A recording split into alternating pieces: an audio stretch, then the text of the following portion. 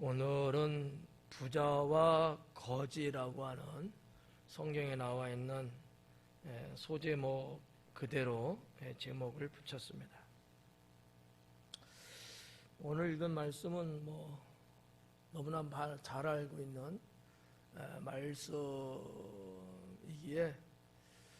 여러분들이 이해하는 데는 훨씬 더 좀 더 수월하지 않을까라는 생각을 1차적으로 갖고요.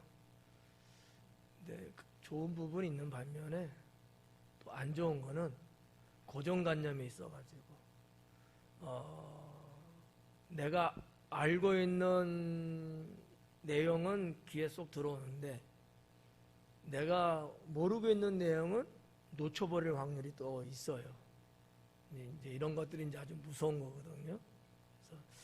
그래서 나의 선지식, 지금까지 내가 알고 있는 부자와 거지에 대한 성경 말씀은 다 내려놓으시고 오늘 듣는 강해를 통해서 새롭게 부자와 거지에 대한 내용을 여러분들이 하나님 말씀으로 가지면 훨씬 더 좋겠다라고 생각이 되면서 그렇게 부탁을 드리고 싶습니다. 지난 시간 내내 말씀을 드렸듯이 이 16장은 이 재물에 대한 것이라고 말씀드렸죠. 당시의 유대 사회에 종교 지도자들 또는 그들뿐만 아니라 그 사회의 사회 지도자들 또 좀 부유한 사람들 나름대로 유대 사회에 지위가 좀 있는 위치가 좀 있는 이런 사람들이 하나님 보시기에 선하지도 않았고 의롭지도 않았어요. 그 내용이 뭐냐면 유대 사회에 가난하고 병들고 어려운 사람들이 상당히 많았거든요.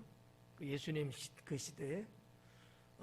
그런데 그들을 방치했고 또 하나는 오히려 그 힘없는 참 불쌍한 사람들을 좀 우리나라 말로 말하면 등쳐먹는, 우리가 삭개오의 이야기에서 봤듯이 토색하는, 즉 그들의 것을 빼앗는, 남의 재산을 탈취하는 일들이 아주 빈번했어요.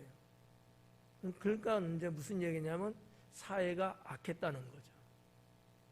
하나님을 다 믿는 사람들이고 또 나름대로 자기들이 바리새인이다, 종교 지도자다, 유대 백성들을 이끌어가는 그러한 우리다라고 이야기는 하는데 실제는 그게 아닌 거예요.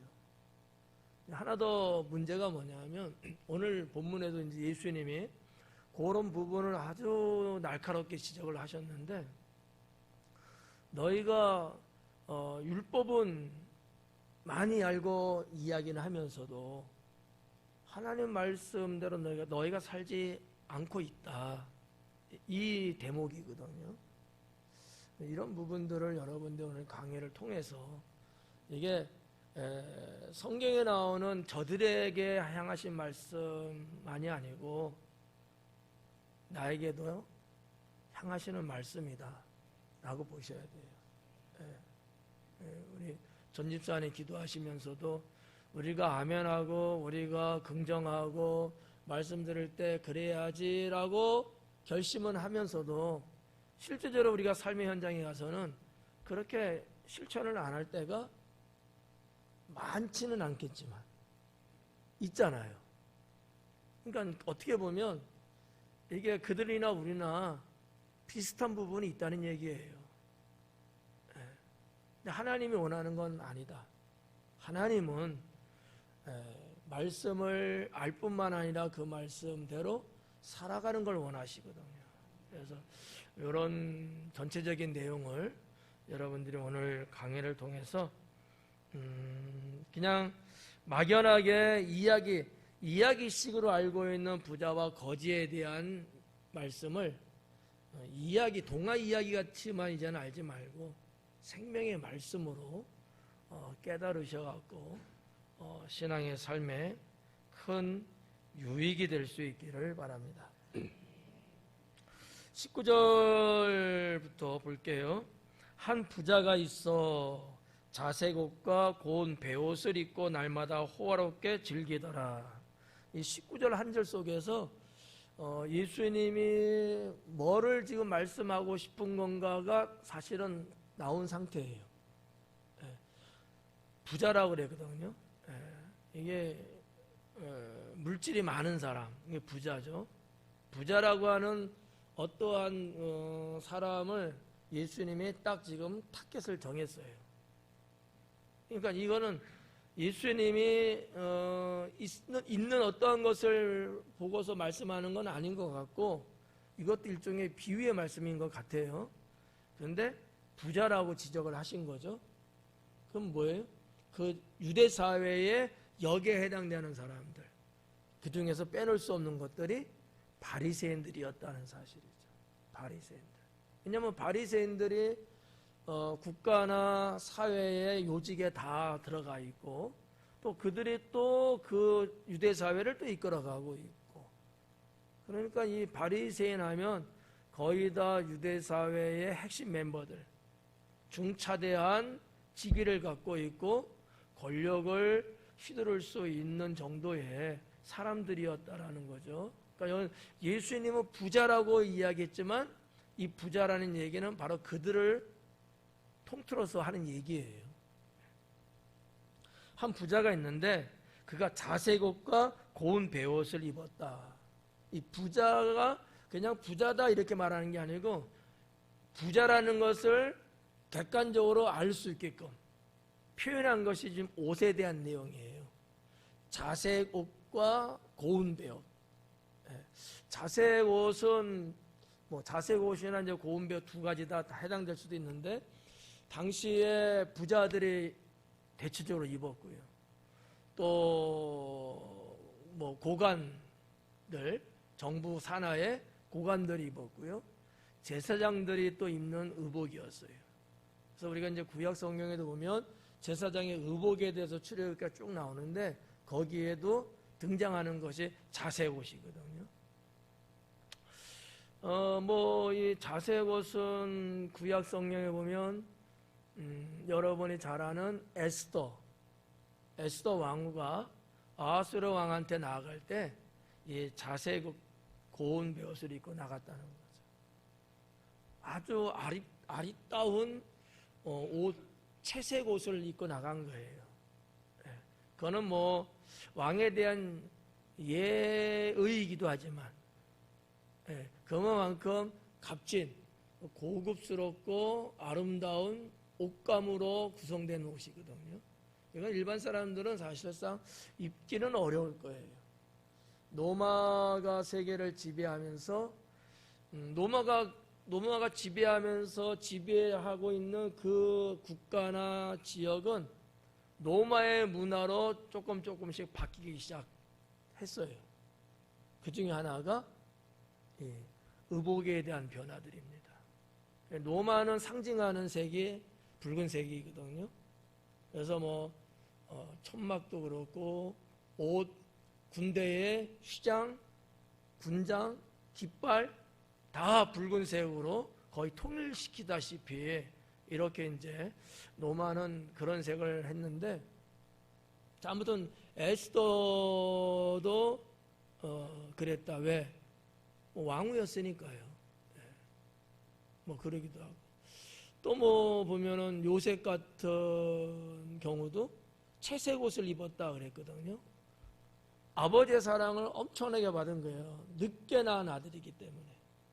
얼마나 귀엽고 이쁘겠어요? 그러니까 값진 옷이었는데 그 당시에 채색 옷을 입힌 거야. 그것도 어떻게 이 채색 옷은 칼라, 물감으로 되어 있는 옷이거든요. 그러니까 상당히 고가의 옷인데 그런 것을 입었다는 것도 있고, 여기 이제 고운 베옷이라는 것은 우리 한국에도 베옷이 있잖아요. 사람이 죽으면 시신을 입히는 베옷이 있는데 그런 베옷이 아니고, 우리는 그 베옷이 막 깔깔없고 막 이렇게 딱딱하잖아요. 고운 베옷이라는 얘기는 무슨 얘기냐면 세마포를 말하는 거예요. 그 당시에 중동사회에서 사람이 죽으면 세마포로 싸죠. 우리 예수님도 당연히 그랬고, 그런데 죽은 자를 위해서 하는 그런 옷은 베옷은 아니었다. 고운 베옷이었기 때문에. 그러면 자색 옷과 고운 베옷은 뭐를 말하냐? 자색 옷은 겉옷이고요, 고운 베옷은 속옷이었어요. 예. 그걸 말하는 거예요. 그러니까 층층이 옷을 이렇게 입었다는 거죠. 가난한 사람은 그건 안 되고요, 돈 많은 사람들은 그게 이제 가능하고, 당시에 그런 것들이 유행이라고 할까? 문화였다고 이렇게 볼 수 있는데, 예수님은 이렇게 이제 옷과 옷의 색깔, 종류, 이것을 말씀하시면서 부자라는 것을 누가 봐도 알 수 있게끔 표현하고 있다고 하는 사실이죠. 그리고 또 뭐가 있냐면 호화롭게 즐기더라 그래요. 그것도 날마다. 날마다 호화롭게, 이 사치스럽게라고도 번역할 수 있는 단어인데, 여기 이제 호화롭게. 호화롭게라는 단어를 번역한 것은 제가 볼 때 굉장했다라는 것을 표현하려고 아마 이렇게 번역한 것 같아요. 사치스럽게보다도 호화롭게는 양적인 부분이거든요. 양적인 부분. 상당히 엄청나게 이렇게 잔치를 벌였다는 거죠. 이게 이제 호화로운 건데, 그것도 날마다라 그래요. 그러니 여러분 돈이 얼마나 많겠어요? 날마다 연애를 베푼 거야, 날마다. 여러분들은 그런 연애 얼마나 해요? 1년에 한 번도 안 해요? 가난하네. 예. 날마다. 얼마나 돈이 많았으면 이러냐. 뒷부분에 가서 보면은 부자가 음부에서 하는 얘기가 있잖아요. 내 아버지 집에 좀 나사로 좀 보내달라. 형제 5이 있는데, 근데 그들도 역시 날마다 호화롭게 벌리고 사는 사람이야. 그러면 이 집안 자체가 얼마나 큰 부자였겠느냐라는 거죠. 예수님의 이와 같은 비유의 특징이 상당히 강하게 나오는 것만큼 당시의 문제점이 그만큼 컸다는 얘기고요. 그것을 크게 지금 고발하고 있는 것이 아닐까, 이렇게 볼 수 있는 거죠. 그래서 날마다 호화롭게 즐겼다, 이렇게 19절에 이제 말했는데, 이 부자라고 하는 사람은 그렇다고 보면 종합적으로 돈만 많은 부자였겠느냐라는 거예요. 돈만 많은 부자가 아니라 돈도 많지만 그 유대 사회에서 지위도 상당히 갖고 있는 사람이 아니었겠느냐, 이렇게 추측할 수가 있겠습니다. 20절에 보니까 그런데 딱 한 절로 부자에 대한 정의를 내리고 바로 나사로를 등장을 시키죠. 그런데 나사로라 이름하는 한 거지가 헌데투성이로 그의 대문 앞에 버려진 채, 이렇게 기록되어 있어요. 나사로라 이름하는 한 거지. 이 나사로는 이 부자와 거지 나사로도 있고, 또 마르다 마리아의 오빠 나사로도 있고, 이 나사로라는 이름들이 이제 있는데, 이 나사로라는 이름은 히브리어로 엘리에셀에서 온 이름이에요. 히브리어 엘리에셀이라는 이름이 있는데, 그 이름에서 시작된, 나사로는 헬라어고요, 엘리에셀은 히브리어인데 거기서 온 이름인데, 그 뜻이 뭐냐? 하나님께서 도우시는 자라는 뜻이에요. 우리가 구약 성경 창세기에도 엘리에셀이 나오잖아요. 종. 그러니까 나사로는 그냥 우리가 많이 알고 있는 이름 중에 하나지만, 이게 얼마나 귀중한 이름인가라는 것을 한 번쯤 새겨보는 것도 괜찮아요. 그러니까 유대인이니까 당연히 이름 다 좋은 이름 하여튼 이렇게 엮고 저고 뜻을 갖고 짓는다, 이렇게 볼 수도 있지만, 유대인들은 이름과 삶을 무관하게 보지 않았어요. 사람의 이름과 그 사람의 삶, 이거를 거의 일치적으로 봤거든요. 왜냐하면 옛날에는 그 사람의 어떤 현상 또는 그 사람이 지니고 있는 삶 그리고 미래 등등의 이런 것들을 매우 현실적으로 이름을 지었어요. 그냥 뭐 좋다니까 이름 짓고 그러지 않았다는 얘기예요. 이름과 인생이 거의 일치되었다 이렇게 볼 수 있는 건데, 그러면 나사로라고 했을 때 이 사람의 신앙이 있었을까 없었을까? 당연히 있었다는 거죠. 보통 있었던 건 아니었을 거예요. 이렇게 이제 보는 거고, 이 부자도 내용을 보니까 유대인이에요. 왜냐하면 뒤에도 이제 말씀드리겠지만 아브라함을 향하여 아버지 아브라함이여 이러거든요. 유대 백성이 아니고서는 아브라함을 향해서 아버지라고 부르지 않죠.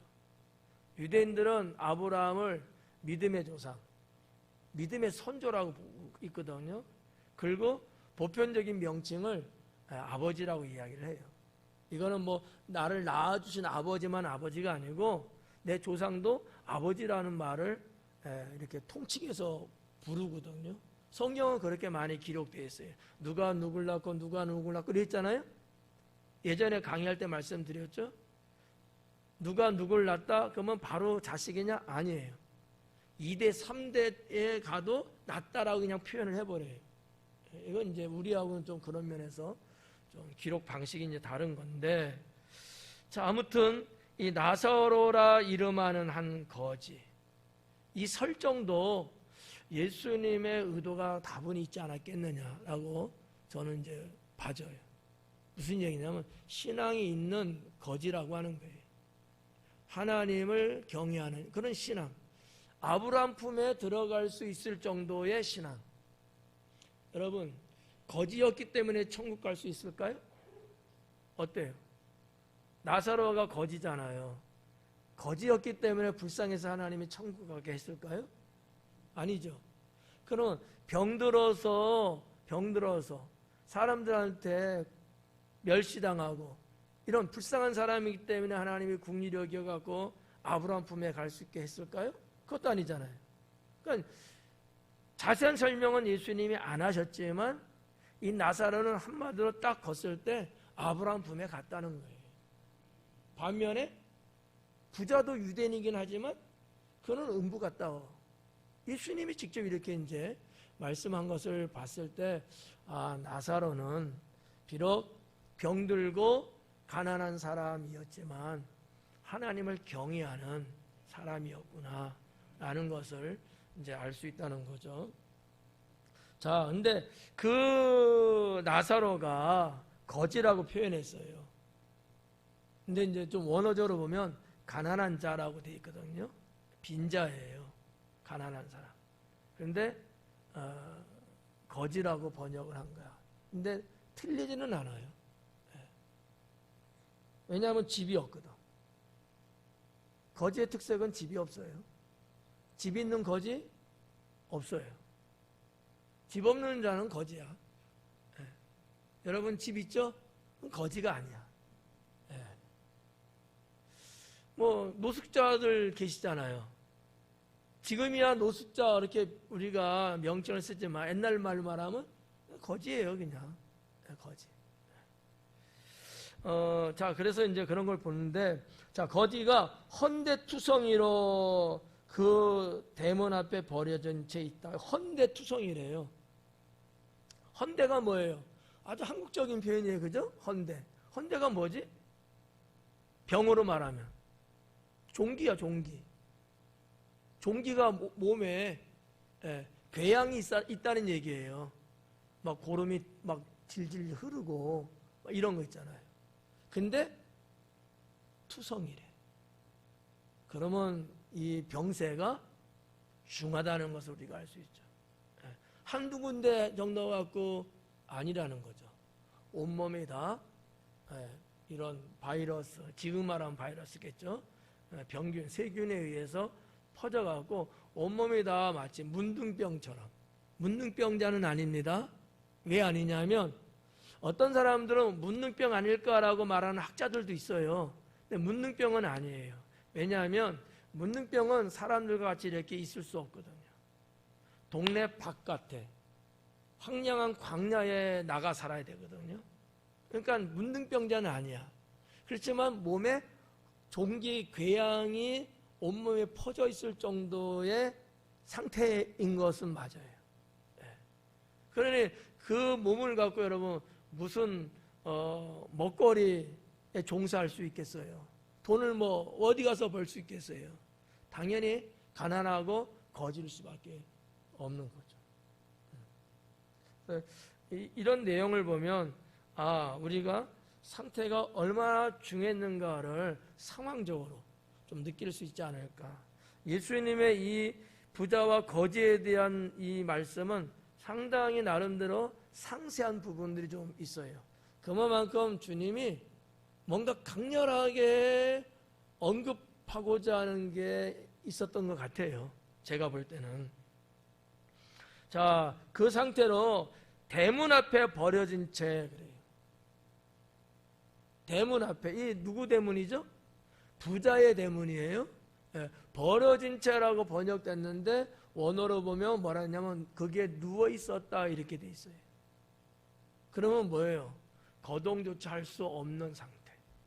그러니까 버려졌다라고 하는 것은 상당히 충격적인 수는 있지만 그것보다도 예수님이 하신 말씀의 진짜 단어는 거기에 누워 있었다. 문 앞에 그냥 가마떼기, 우리 한국식으로는 가마떼기 놓고 그게 누워 있을 수밖에 없었다는 게 거동이 안 돼요. 어떻게 보면 오늘 내일 죽을 날을 기다릴 수밖에 없는 정도의 상태가 아니었을까, 이렇게 이제 볼 수 있는 거죠. 그러니까 버려졌다는 개념보다도 거기에 누워져 있다라는 게 더 심각한 거예요, 사실은요. 왜? 누웠다는 것은 움직일 수 없는 상태거든요. 버렸다는 것은 누구로부터 버려졌다 그러지만 뭐 버렸으면 어때, 뭐 돌아다니면 되잖아. 이건 더 사실 약하거든요. 그러니까 예수님이 사용했던 단어처럼 그 대문 앞에 꼼짝하지 못하고 그냥 누워 있었다. 그 뒤에도 보면 여러분, 개들이 와서 헌대를 핥았다 그랬잖아요. 여러분이 누워 있는데 개들이 와서 핥으면 여러분은 어떻게 할까 그러면? 뭐 개를 쫓든지 그럴 거 아니에요. 그것마저도 할 수 없는 상태. 이 정도면 감히 여러분들이 상상할 수 있죠. 자, 이렇게 나사로를 한 줄로 소개하고 있습니다. 자, 여기 이제 그 대문 앞에 누워 있었다라고 했는데 이 누워 있다라는 단어를 살펴보니까 무슨 뜻을 갖고 있는 거냐면 그 상태가 오래되었다라고 하는 거예요. 그러니까 아마 이 나사로는 어디 가서 내가 끼니를 연명할까? 그래도 부자 집에 가면 뭔가 그래도 뭔가 얻어먹을 게 있지 않을까 해서 갔는데 거기에 가서 있은 지가 오래됐다는 얘기예요. 이런 단어 하나 선택하는 예수님의 모습을 보면서 참 뭔가 깊은 메시지가 있구나 라는 걸 생각해요. 왜냐하면 잘 들어봐요. 이런 상태의 거지가 그 부자 집 대문 앞에 누웠는데 오래됐다는 거야. 오래됐는데도 불구하고 부자는 돌보지 않았다는데 예수님은 지적하고 있는 거예요. 이해가요? 어제 왔어. 그럼 뭐 바쁘다 어쩌다 하면 뭐 못 볼 수도 있잖아요. 오래된 거예요. 그럼에도 불구하고 부자는 이 거지를 돌보지 않았고 신경을 안 쓴 거야. 방치한 거예요, 그냥. 그러면 부자의 악함이 예수님이 크게 지금 이야기하시려고 하는 걸까? 아니면 슬쩍 다루고 넘어가려고 하는 걸까? 크게 지금 지적하고 계시는 거예요. 이런 상황을 볼 때. 그러니까 처음에도 말씀드렸다시피 오늘 해드리는 강해 설교를 통해서 부자와 나사로에 대한 말씀을 여러분 새롭게 가지셔야 된다는 거예요. 여전히 오늘 말씀은 부유한 자가 가난한 자를 돌보지 않는 것을 죄로 여기시는 하나님이에요. 무서운 죄라는 거죠. 왜 무서운 죄일까? 왜 무서운 죄죠? 음부에 갔잖아요. 이것처럼 무서운 죄가 또 있을까요? 그렇잖아요. 제일 무서운 게 뭐예요? 구원받지 못하는 거. 그거 제일 무섭잖아요. 다 유대인. 부자도 아브라함을 향해서 아버지라고 말할 정도의 사람이에요. 단지 예수님이 지금 지적하고 강조하는 것은 그럼에도 불구하고 말씀을 저버리고 너의 부유함을 너를 위해서는 방탕하게 쓰고 있으면서 이름도 모르고 얼굴도 모르는 그런 가난한 사람을 안 도왔다가 아니라 너의 집 대문 바로 거기서 오래도록 누워있는 이 불쌍한 사람을 너는 거들떠보지 않았다는 거죠. 이게 예수님이 지적하는 죄악인 거예요. 이런 부분들을 우리가 좀 심각하게 받아들이고 나는 어떻게 살아야 될 것인가?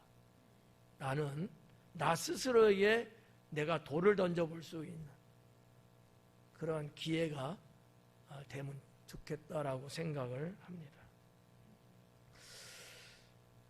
여전히 여러분 오늘 강의를 들으면서 이거 그냥 뭐 부자와 나사로의 이야기야 이렇게만 보시면 안 된다는 거예요.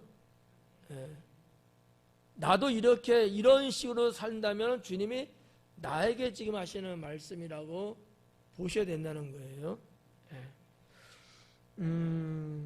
자, 21절에 그 부자의 상에서 떨어지는 것으로 배불리려 하며 부자의 상에서 떨어지는 것으로 배불리려고 했다는 거죠. 부자의 상에서 떨어지는 거예요. 부자의 상에서.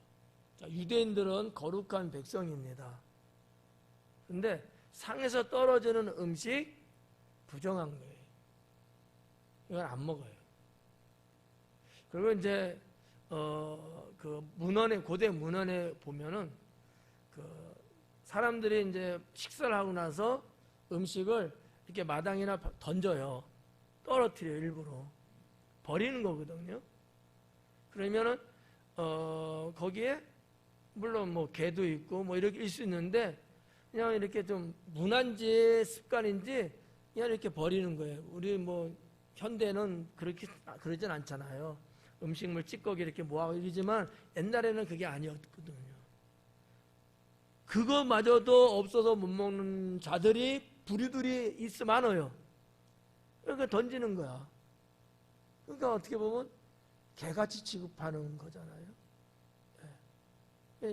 나사로는 그러한 상황에 있었다는 것을 지금 볼 수 있는데, 자, 배불리려 했지만 그런 거 여기 있는 번역은 배불리려 하매 이렇게 끝났는데, 제가 만약 이 부분을 해석한다면 상에서 떨어지는 것으로 배를 채우기를 간절히 소망했지만 그것마저도 하지 못했다라고 저는 번역하고 싶어요.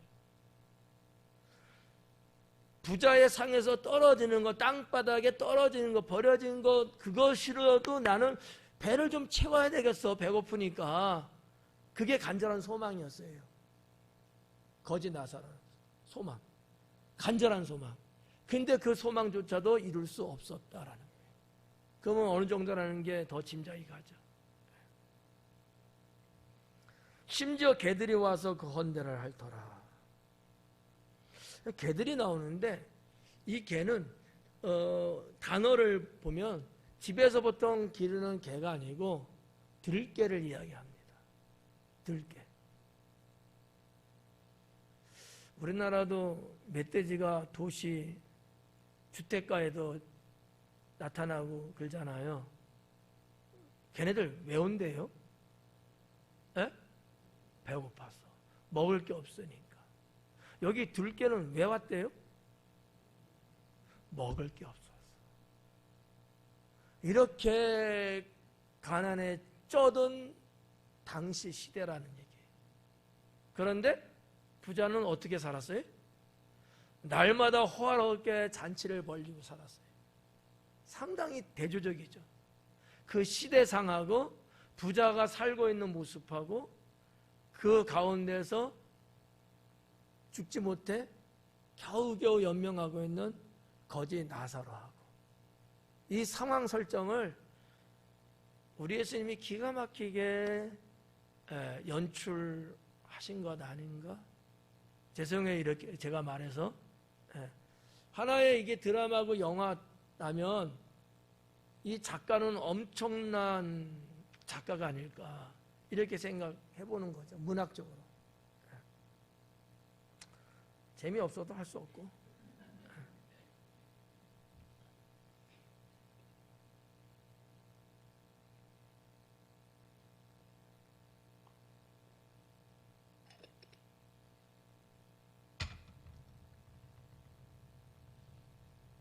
물에다 뭐 탔나? 물이 달다. 그래서 자, 아무튼 들깨들이 동네에 내려와서 돌아다닐 정도의 시대상, 그리고 그 헌대를 앓더라. 뭐 냄새를 개니까 잘 맡잖아요. 개코. 그죠? 개들이 얼마나 냄새 잘 맡아요? 근데 먹을 게 없죠. 근데 냄새가 나는데 거제 나사로의 종기에서 나는 냄새. 핥았다는 거죠. 그만큼 상황이 안 좋은 거예요. 그 정도로 그냥 말씀드릴게요. 그리고 22절에 이에 그 거지가 죽어 천사들에게 받들려 아브라함 품에 들어가고 부자도 죽어 장사되매. 그래. 22절을 보면 말이죠, 참 비참하다라는 것을 느낄 수 있어요. 어디서 느낄 수 있을까요? 그냥 막 던져도 돼요. 어차피 못 맞출 거니까. 뭘까? 그냥 여러분이 심심할까봐 제가 여쭤보는 거예요. 그냥 있으면 졸립잖아. 예? 예. 밖에 소리가 더 커. 예. 예.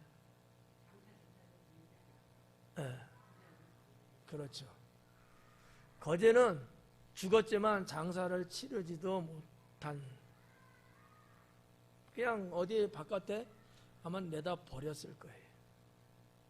그렇지만 부자는 그냥 그것도 아마 호사롭게 장례를 아마 치렀을 거예요. 예수님이 이런 것까지도 구분해서 딱 컨택을 하신 거야. 원어 있는 그대로예요. 놀랍지 않아요? 뭐 우리 주님 뭐 지혜는 뭐 누가 감히 따라갈 수 있겠습니까만, 어쨌든 간에 이 부자와 나사로의 이 말씀을 그만큼 심도 있게 하려고 주님이 작정한 게 아닐까, 이렇게 디테일하게 말씀한 걸 보면 그 디테일함을 제가 여러분에게 지금 소개하고 있거든요. 근데 별로 감동은 안 오는 것 같아.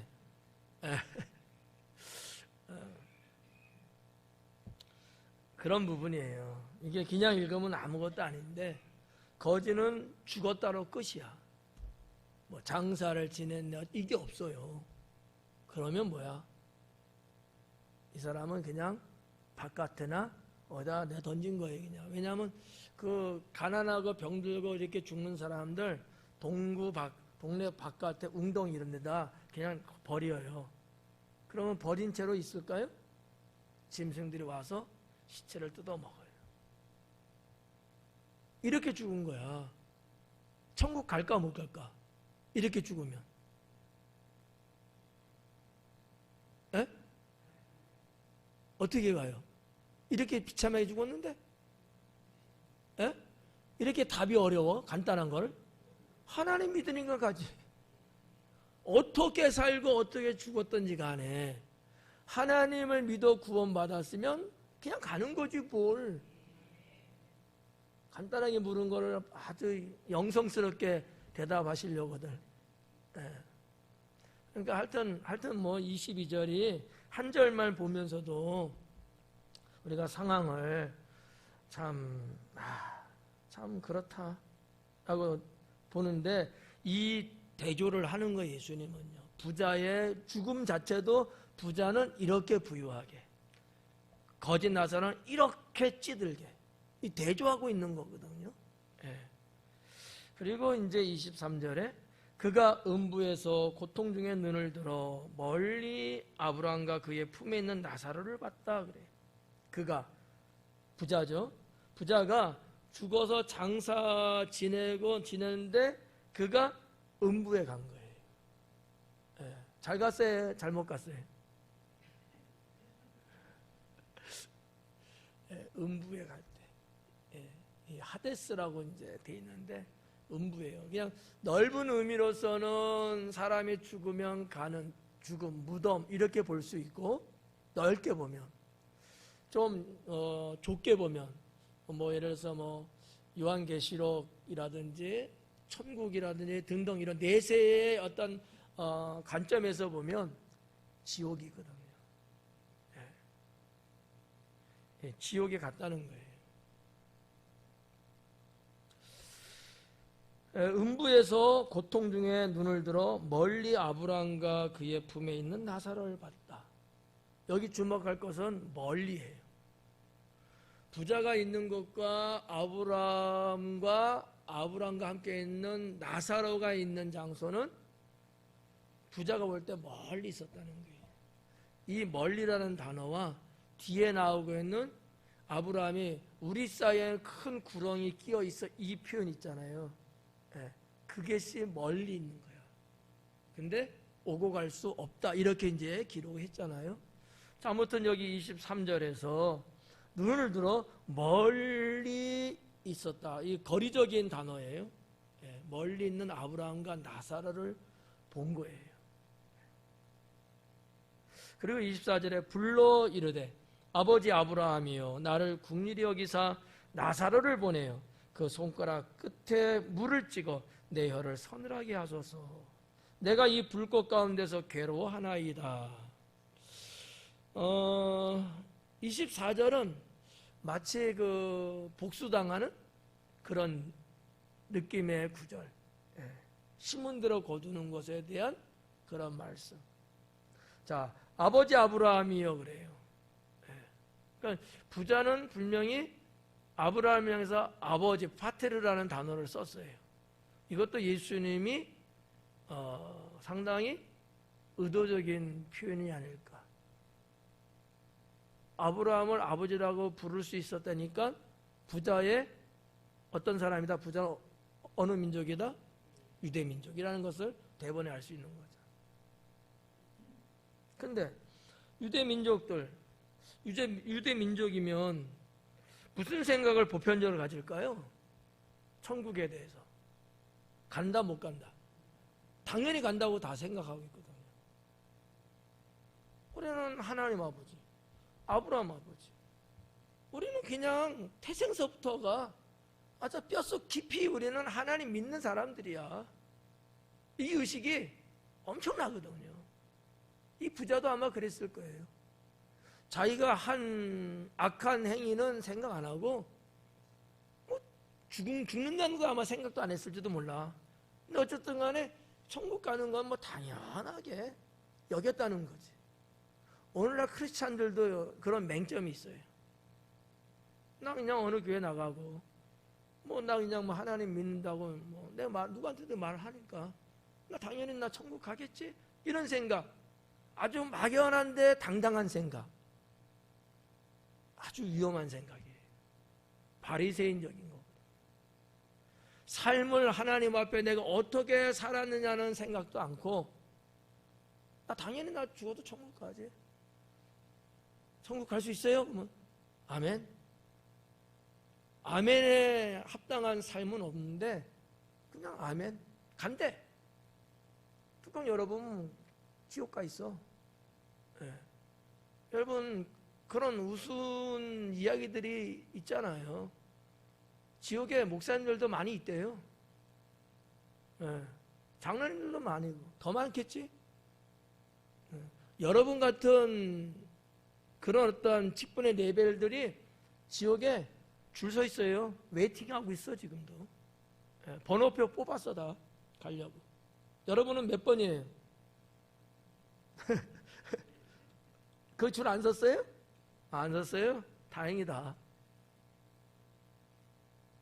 그러니까 바리새인들이 가지고 있는 그런 어떠한 고정관념에 잘못된 이런 거. 우리는 선민이야. 우리는 하나님 백성이야. 우리는 죽어도 곧 천국이야. 이런 거. 근데 하나님이든 예수님이든 무슨 말씀을 많이 하셨느냐? 삶을 많이 하셨거든요. 삶. 하나님을 믿는 건 말할 것도 없지만 그러한 자녀들이 어떻게 살아야 되느냐는 이 삶에 대한 말씀이 성경 전체에 도배가 되어 있거든요. 그거 강조를 많이 했어요. 오늘 이 본문 말씀도 바로 그것이고요. 그런데 안타깝게도 이 부자는 자기가 생각하는 대로 아브라함 품에 가지 못했고 음부에 갔다는 사실이죠.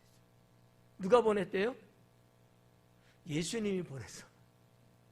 예수님이 지금 비유로 말씀한 거니까 설정 그렇게 한 거잖아요. 예수님이 보냈어. 여러분도 예수님에 의해서 가면 괜찮겠어요? 아니에요? 아니지?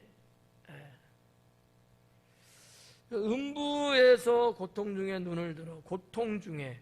여기서도 고통 중에 나오고 뭐 24절에도 괴로워하나이다. 이것도 고통이라는 단어가 같이 쓰고 있는 단어예요. 고통하다, 괴로워하다. 고통, 음부는 고통스러운 곳이다라는 거죠. 고통스러워. 죽을래야 죽을 수도 없고 영원히 고통받는 곳이 음부, 지옥이에요. 그 눈을 들어 멀리 아브람과 그의 품에 있는 나사로를 보고 이 부분도 상당히 의미심장하고 재미있어요. 그냥 아브람 있는 곳에 나사로 갔다 해도 되잖아. 그러지 않아요? 근데 좀 더 의미 있게 아브람 품에 있다 그래요. 이 품에 있다는 얘기는 무슨 메시지일까? 위로받고 있다는 거예요. 부자 대문 내에서 누워있는데 버려진 채로 있었던 것과 대조해서 나사로는 아버지 품에서 위로받고 이렇게 보호받고 있다는 거야. 상당한 대조적인 거죠. 그런 거. 그래서 뭐 의도적으로 이렇게 아마 말씀했을 거예요. 자, 24절에 불러 이르되 아버지 아브라함이 나를 국률이 여기사 나사로를 보내. 나를 국률이 여겨달래요. 자기는 국률이 여겼나요? 안 여겼잖아. 국률이 안 여겼어요. 당연히 여겼거든요. 야, 내가 너 가난하고 그랬냐? 내가 너 보고 병들라고 그랬냐? 네가 잘못한 거 아니야. 내가 무슨 상관이 있어. 전혀 불쌍히 여기지 않았어요. 여러분 같으면 여러분 집 앞에는 아니고 동네 어귀에 그런 사람이 있어도 여러분은 벌써 도움의 손길을 줬잖아요. 그렇다고 해요. 근데 이 부자는 그게 아닌 거야. 근데 예수님이 이렇게 지금 말씀하자. 부자가 하는 얘기가 국률이 여겨달래잖아. 낯짝도 참 두꺼워요. 과연 국률을 받을 수 있는 자격이 있겠느냐라는 것을 말씀하고 있는 게 아닐까라는 거지. 우리가 뭐 너무나 잘 알고 있는 것처럼 심은 대로 거둔다는 거. 그래서 설교도 했습니다만 참된 것을 심으라고 청년들한테 설교했잖아요. 성경에서는 선한 것을 심으래잖아요. 선한 것과 참된 것은 같은 거예요. 심은 대로 거두는 거, 이게 하나님의 원리예요. 그러니까 우리가 살아가는 이 세상 살아가는 때 기회가 있을 때마다 선을 행하려고 자꾸 하셔야 된다는 거죠. 그러면 하나님이 그러한 나를 긍휼히 여기시고 나에게 선을 베풀어 주시는 거예요. 예. 우리가 주기도문도 그렇게 하지 않아요? 우리가 우리의 형제 나한테 잘못한 자들을 용서한 것 같이 나를 용서해 달라고 하잖아. 용서를 내가 해야지 용서받을 수 있는 거예요. 근데 우리는 원천적으로 이미 주님께 용서받은 자들이잖아요. 그럼 우리는 당연히 용서해 줄 의무가 있죠. 이것이 선순환이 되는 거예요, 계속해서. 근데 이 부자를 보니까 이게 없었던 것 같아요. 나를 긍휼히 여기사 나사로를 보내어 그 손가락 끝에 물을 찍어.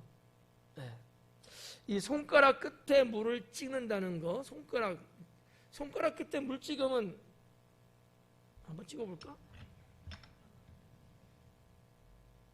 요거잖아, 요거. 뭐 나사로 손가락이나 내 손가락이나 비슷하지 않을까? 요거 한번 안 떨어지네. 야, 떨어져봐. 안 떨어져. 좀 더 붙였나? 물맛이 이상하더만 이상하네. 떨어졌어. 손가락에 물방울 여기 떨어지는 문제예요. 이게 뭐하고 지금 대조하고 있을까? 부자의 상에서 떨어지는 부스러기. 부자의 상에서 떨어지는 부스러기라도 먹어서 배를 채우려고 했던 나사로 아니었어요? 근데 예수님은 그렇게 당한 나사로의 손가락에서 떨어지는 것을 이제는 부자가 먹기를 원하는가? 혓바닥에 탁 떨어지기를 원해. 몇 방울 떨어질까? 떨어지면? 한 방울 야박하다. 한 두세 방울이라 알지. 그런다 한들 그게 여러분 양이 차요? 안 차잖아. 그럼에도 불구하고 그거라도 간절한 거야. 부자는 얼마나 고통스러우면. 거지 나사로가 그랬던 거지. 제가 말씀드렸잖아. 얼마나 배고프고 얼마나 굶주렸으면 짐승이나 이런 버려지고 나도 유대인이야. 비록 내 신세가 이렇지만 나도 유대인이야. 나도 거룩한 사람이야. 부정한 것을 먹는다는 것은 이거는 죽음하고도 바꿀 수 있는 문제거든. 그럼에도 불구하고 그거를 그래도 갈망하면서 먹기를 원했으나 채울 수가 없었어요. 부자가 나사로 손가락에서 떨어지는 물방울로 자기의 뜨거운 혀를 뭔가 갈증을 채우려고 했지만 안 되는 거야. 예수님의 이런 이 말씀 단어 하나하나가 얼마나 세밀을 한가. 저는 그렇게 봐요. 그래서 여러분께 이렇게 강의를 해드리는 거고. 네.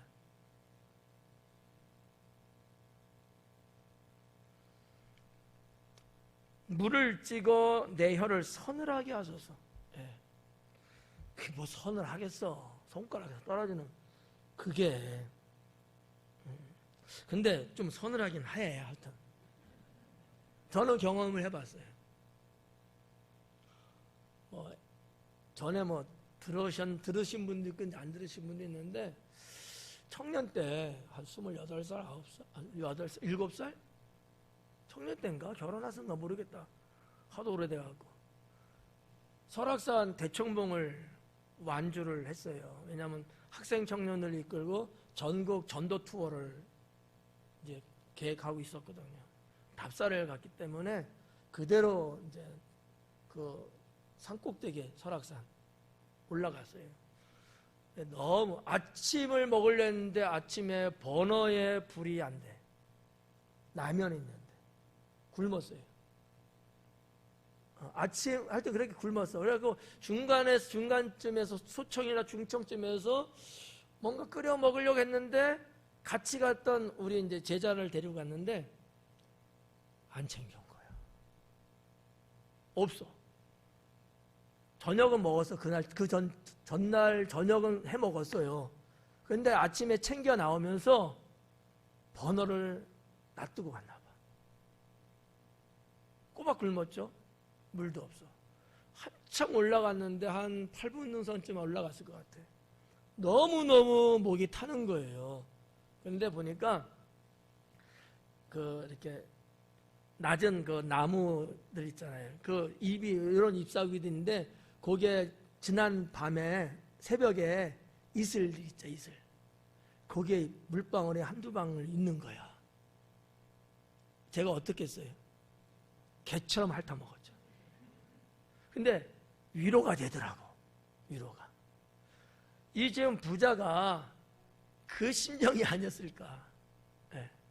그랬을 것 같아요. 그러잖아요. 여러분 혹시 이거 뭐 자꾸 이상한 데 흘러가는데 우리 그 이렇게 식물, 꽃 식물 중에 샤루비아 있죠. 빨간 것에 이렇게 꿀 나오는 거. 그거 빨아 드셔본 적 있어요, 없어요?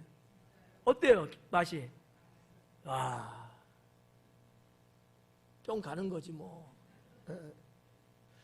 부자가 아마 그러지 않았을까. 저도 옛날 우리 어머니가 이렇게 가꾸는 정원이 있는데 거기 샤루비아가 이렇게 좀 많이 이렇게 심어갖고 있었어요. 그 시절이 좋았는데.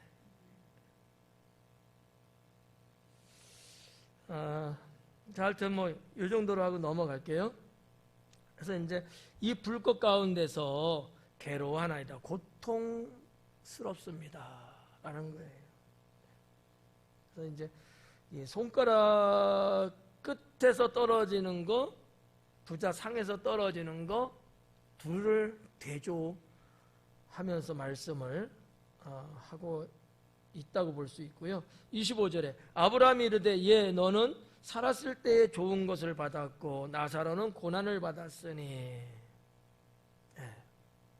이것을 기억하라. 이제 지금이에요. 지금 그는 여기서 위로를 받고 너는 괴로움을 받느니라. 그래서 어떻게 보면 우리가 이 세상을 살면서 참 잘 살아야 되겠다. 물론 뭐 오늘 말씀하고 좀 결은 좀 다릅니다만은 우리가 다 천국은 간다고 쳐도 천국에서도 하나님께 우리가 인정받고 대접받는 수준이 다르잖아요. 정말 겨우 천국에만 들어가는 사람이 있는가 하면 천국에서 멸관받고 이 칭하가 어마어마하거든요. 천국이라는 것이 다 좋은 곳이지만 천국의 가장자리에 있는 사람도 있을 거고 어떤 사람은 천국의 중앙에 있는 사람도 있을 거고. 왜냐하면 예수님께서 하신 말씀이 내가 너희를 위해서 처소를 예비한다 그러거든요. 그 성경 전체적으로 우리가 보면 이 땅에 살면서 우리가 행하는 모든 그런 것들이 하나님 나라의 나의 하우스, 나의 맨션을 건축하는데 상관 있거든요. 내가 사도들이나 24장로들은 다 주님 보좌 주변에 있어요. 그게는 아무나 갈 수는 없죠. 그런 자들, 순교자들, 충성을 다한 목회자들, 뭐 이런 등등의 사람 부류들이 그 어떤 이 지역이 있어요. 지역. 또 일반 어떤 성도들이 또 있는 또 지역이 있고요. 천국이긴 천국이지만 다 이게 이 아리아, 이 지역이 다 달라요. 그냥 천국 갔다고 물론 감사하고 좋은데 그거를 우리가 영원토록 살 텐데 만족할 수는 없죠. 이 땅에서 우리가 어떻게 어떤 제목을 갖고 자제들을 갖고 주님 앞에 심었느냐 상당하다는 거죠. 그래서 이제 위로를 받고 고통을 받고 세상에서는 반대였죠. 부자는 위로를 받고 나사로는 고통을 받고 근데 죽어서는 뒤집어진 거예요.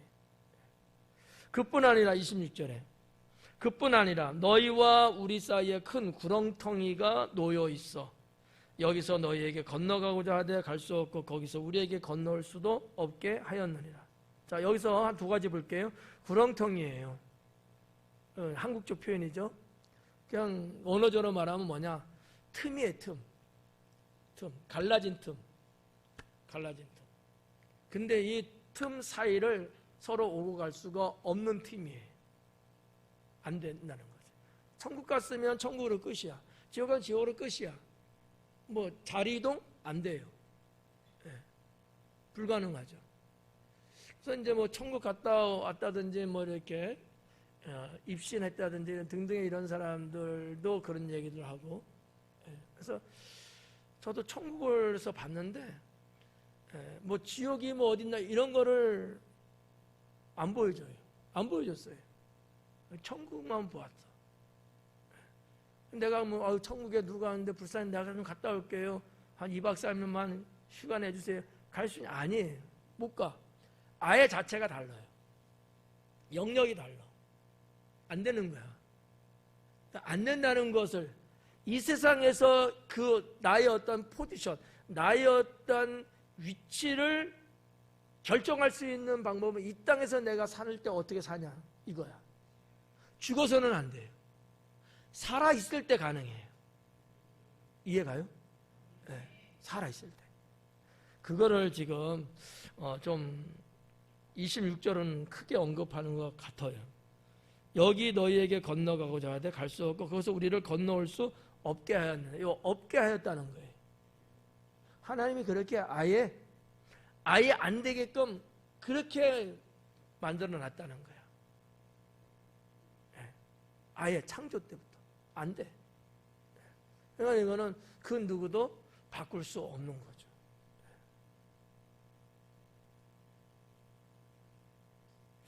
네. 27절에 이르되 그러면 아버지여 구하오니 나사로를 내 아버지 집에 보내소서.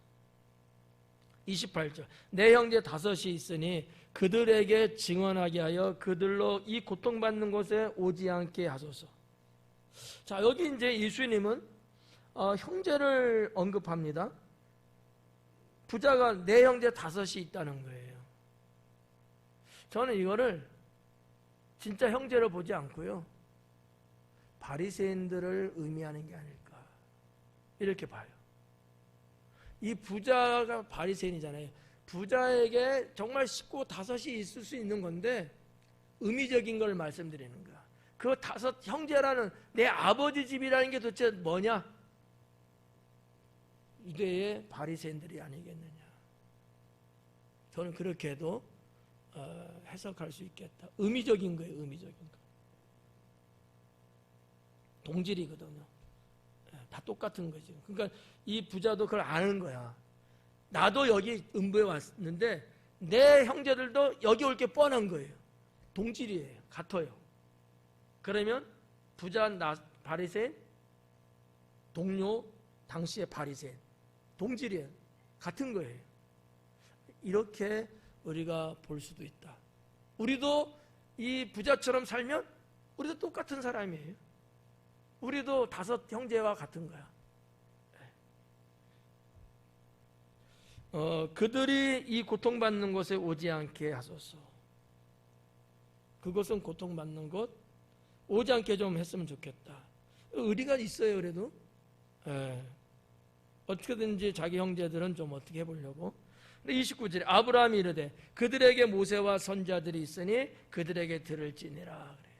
자, 모세와 선지자 지난주에 뭐라고 말씀드렸죠? 모세와 선지자는 뭐를 말한다? 구약성경. 구약. 모세 5경, 모세. 그 이후부터는 선지서예요, 다. 모세와 선지자. 그러니까 구약. 즉 무슨 얘기냐면 하나님 말씀 성경이에요. 하나님 말씀 있는 대로 그거를 거기서 듣고 지키면 음부에 안 오는 거고, 너처럼 그렇게 살면 너 형제도 오는 거야. 나사로를 보낸다고 그들이 믿느냐? 안 믿어. 너도 안 믿었잖아. 죽었다 살아난 사람 봤다고 다 믿냐? 안 믿어요. 제가 알고 있는 분도 어머니가 돌아가셨는데 장례를 치르는데 살아나셨어요. 그분의 아들이야. 근데 신앙생활 형편없이 잘 안 믿어. 자기 어머니를 직접 자기가 그런 걸 체험했는데, 우리가 성경에서 한번 봐봐요. 자, 나사로 살렸어요. 부자 나사로, 거짓 나사로 말고 나사로, 마리아, 마르다, 그 삼남매 나사로. 자, 죽었는데 살렸잖아요. 그거를 본 사람들이 있잖아요. 그때뿐이야. 예수님을 십자가에 못 박으라 그들은 또 그랬거든. 죽었다 살아난 사람을 받고 그 사람이 말한다고 한들 그들이 정말 그렇게 살겠느냐? 꼭 그렇지 않은 거예요. 예수님이 그렇게 지금 말씀하고 복음 전하는데 안 듣잖아.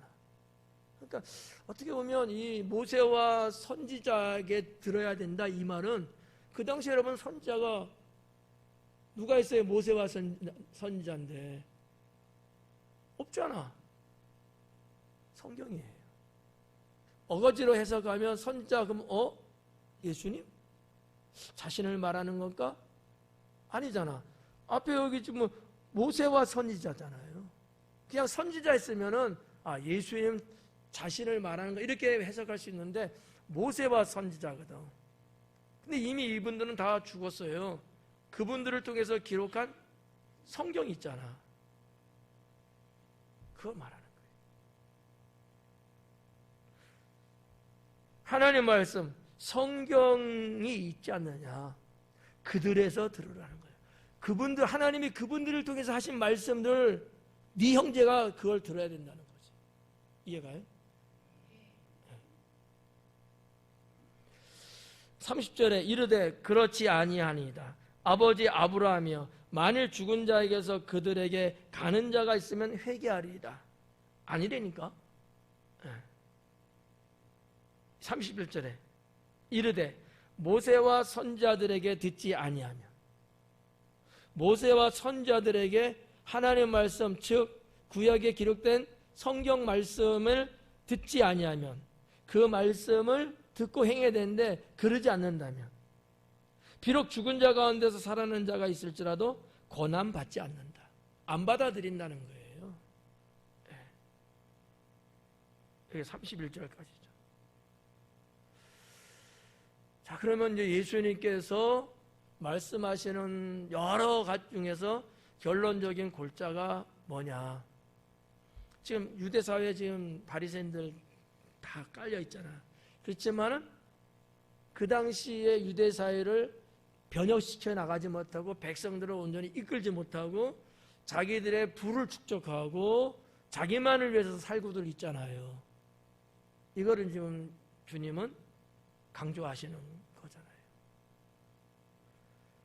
세례 요한이 복음을 전하고 죄악에 대해서 회개하라고 외쳤음에도 불구하고 그들은 끄떡도 안 했어요. 오히려 그러한 진리의 소리에 귀를 닫고 오히려 그를 죽음으로 내몰았죠. 또 앞으로는 예수님도 또 그와 같이 또 이제 할 거 아니겠어요? 네. 그러니까 여전히 예수님의 그 말씀의 그 진리의 골자는 하나님이 이렇게 말씀을 통해서 주의 종들을 통해서 너희들에게 준 게 있는데 너희들은 그거 갖고 맨날 산다고 하고 그거 갖고 의롭다고 이야기는 하면서 너희는 그 말씀을 듣지 않고 있지 않느냐. 그 말씀을 들어야 된다 라는 거죠. 우리도 마찬가지죠. 성경 갖고는 있어요. 때는 보기는 해요. 그런데 그 말씀대로 우리가 안 살면 부자처럼 운배갈 수밖에 없지 않느냐. 이런 거예요. 믿음과 행함의 관계를 우리는 좀 적나라하게 좀 볼 수 있다고 생각할 수 있습니다. 자, 아무튼 오늘 16장 마쳤고요. 다음에는 17장을 강의하도록 준비하겠습니다. 기도합니다.